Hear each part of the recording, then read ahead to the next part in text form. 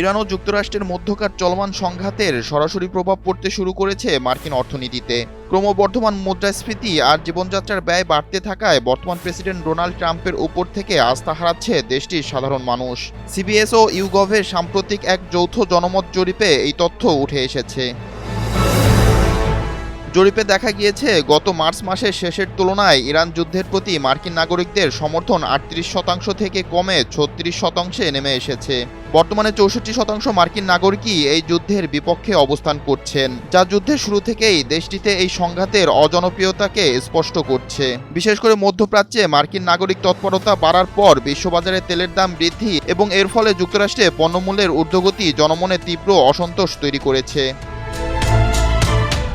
গত সপ্তাহে প্রকাশিত মার্কিন কনজিউমার প্রাইস ইন্ডেক্সের তথ্য অনুযায়ী দেশটিতে মুদ্রাস্ফীতি এখন লাগামহীন। বিশ্লেষকদের মতে, ইরান যুদ্ধের ব্যয়ভার এবং হরমুজ প্রণালীতে উত্তেজনার ফলে সরবরাহ ব্যবস্থা বিঘ্নিত হওয়া এই অর্থনৈতিক সংকটের প্রধান কারণ।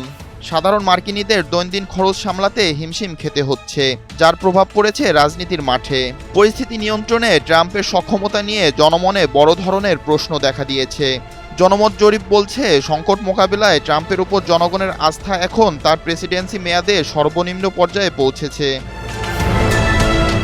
কূটনৈতিক বিশ্লেষকরা মনে করছেন, ইসলামাবাদে শান্তি আলোচনা ব্যর্থ হওয়া ও ট্রাম্পের যুদ্ধেংদেহী মনোভাব মার্কিন অভ্যন্তরীণ জনমতকে আরও বিষিয়ে তুলেছে।